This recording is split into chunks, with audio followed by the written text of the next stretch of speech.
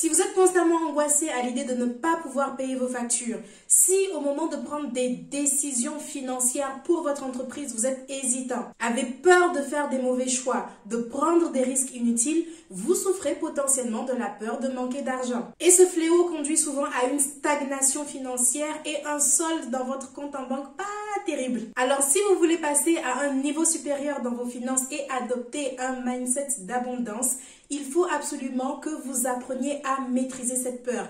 Et ça tombe bien parce que dans cette vidéo, je vous dis exactement comment faire. Salut, c'est Josiane, je suis entrepreneur. J'ai créé Iwalewa, la marque de cosmétiques Made in Africa.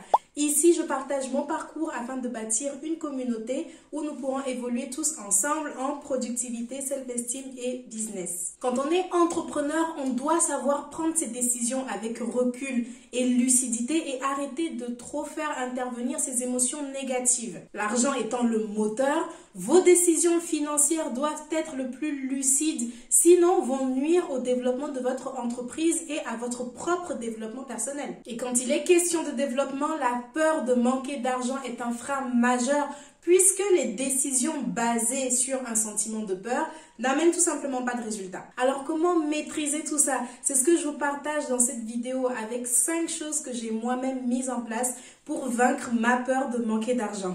Sans plus tarder, c'est parti pour la vidéo.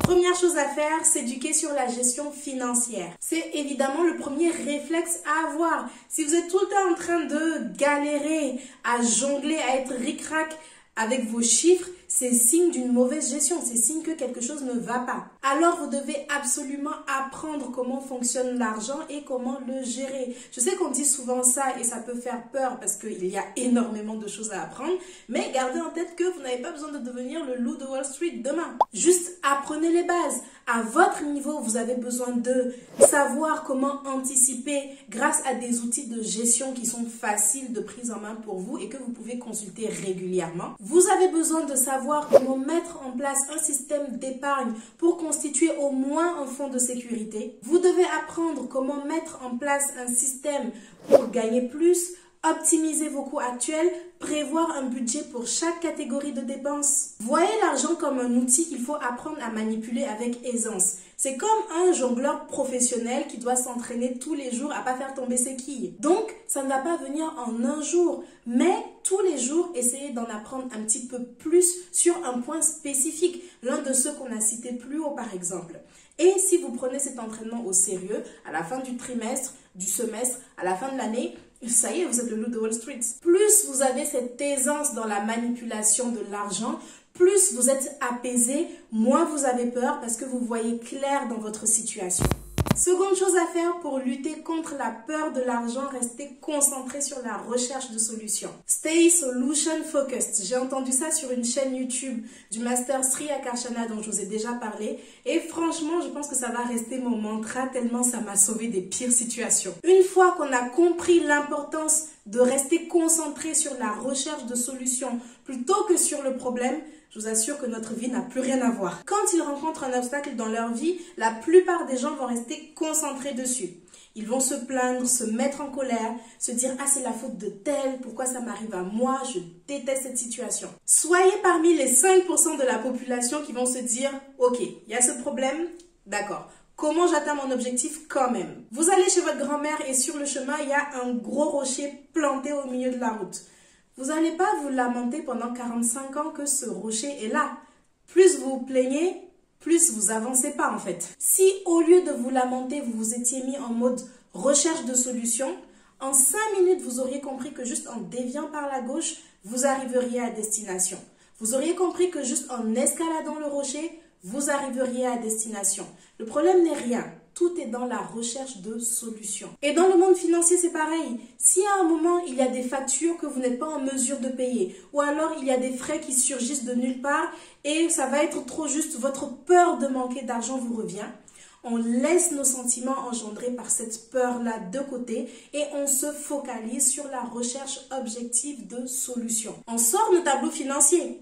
Ok, je dois payer tel, mais ça va être un petit peu juste. Bon, et si j'essaye de négocier avec tel fournisseur pour un délai de paiement, ou alors, et si je relance tel client pour qu'il me paye ma facture, ou bien si Ce mois-ci, j'offre la livraison gratuite sur mon site e-commerce, ce qui va booster un petit peu mes ventes, etc., etc.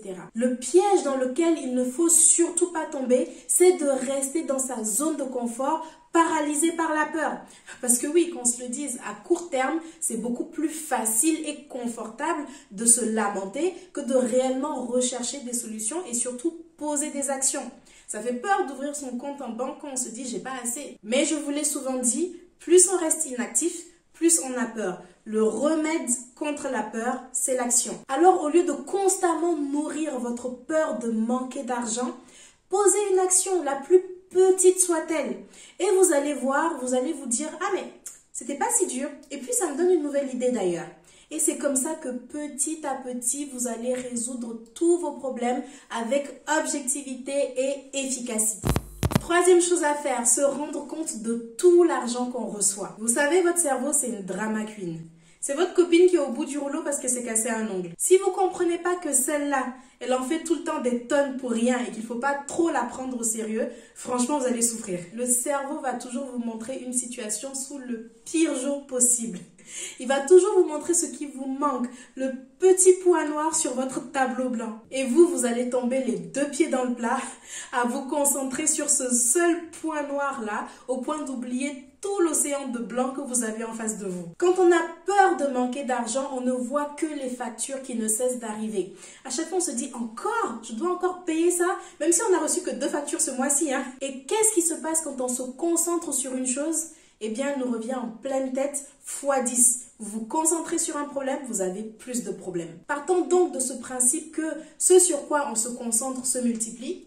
Autant se concentrer sur les bonnes choses, non? Voyez tout l'argent que vous recevez tout autant et plus encore que les factures que vous avez à payer. Même si un client vous a acheté un produit pour 10 € aujourd'hui, voyez-le, rendez-vous en compte et soyez-en reconnaissant. Ouvrez les yeux et comprenez que votre situation n'est pas si dramatique que votre cerveau essaye de vous le faire croire. Ne le laissez pas vous déconcentrer et encore une fois, vous faire ne voir que le problème des factures alors que votre attention doit aller à « j'ai reçu ce chèque, merci, comment faire pour recevoir encore plus de chèques ?» En tant qu'entrepreneur, ça doit être votre réflexion de tous les jours.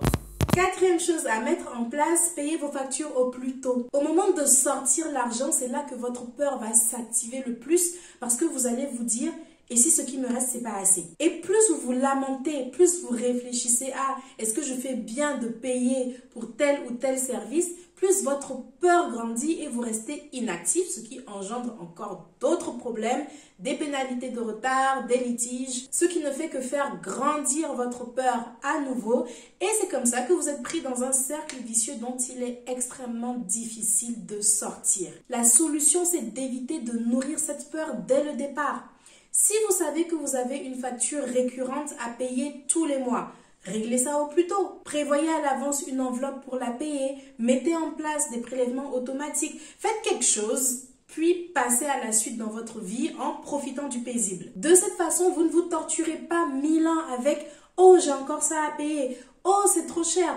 Oh, est-ce qu'on n'essaie pas de m'arnaquer? Si vous savez que vous devez le payer, si vous savez que vous en avez besoin, payez-le et passez à autre chose. Il fut un temps, moi je tergiversais comme ça pendant 100 ans avant de payer pour quelque chose, même quand j'avais l'argent, parce que j'avais cette peur de potentiellement manquer dans le futur pour un certain imprévu imaginaire. Mais en fait, cette attitude ne trahissait que mon mauvais mindset, des stratégies commerciales mal huilées et une pas si bonne gestion financière que ça, puisque je n'arrivais pas à anticiper.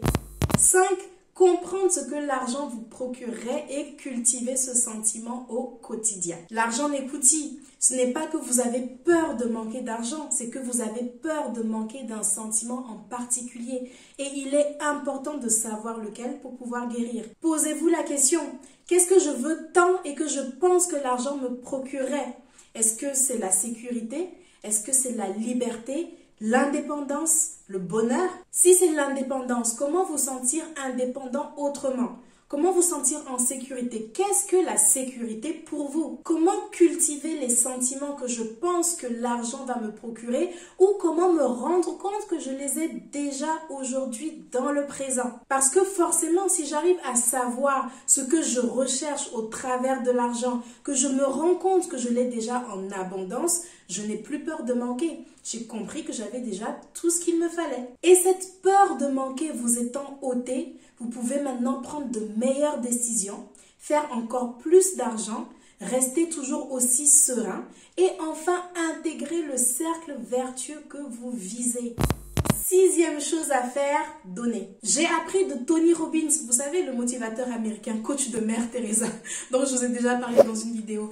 J'ai appris de lui qu'il faut donner aux autres ce qu'on souhaite recevoir dans sa propre vie, ce qu'on veut obtenir. Déjà parce que à force d'aider quelqu'un d'autre à atteindre un objectif que vous visez vous-même, vous comprenez mieux les principes pour y arriver. Mais aussi parce que dans la vie, on récolte ce que l'on sème. Si vous semez du bien en aidant les autres, vous récoltez du bien pour votre propre vie. Aider gratuitement sans toujours penser à une transaction financière derrière vous met dans cet état d'esprit-là, tout comme le fait de donner l'argent directement, d'offrir quelque chose. Agir ainsi vous met dans un état d'esprit d'abondance plutôt que de peur du manque, parce que quand on donne, c'est quand on a beaucoup et on peut se permettre de partager aux autres sans se soucier de conséquences néfastes. Ça vous fait du bien parce que vous avez fait plaisir à d'autres personnes qui avaient potentiellement moins que vous et quand vous vous sentez bien, vous avez une meilleure vie. J'espère que cette vidéo vous aura été utile. Dites-moi qu'est-ce que vous allez commencer à appliquer, qu'est-ce que vous faites peut-être vous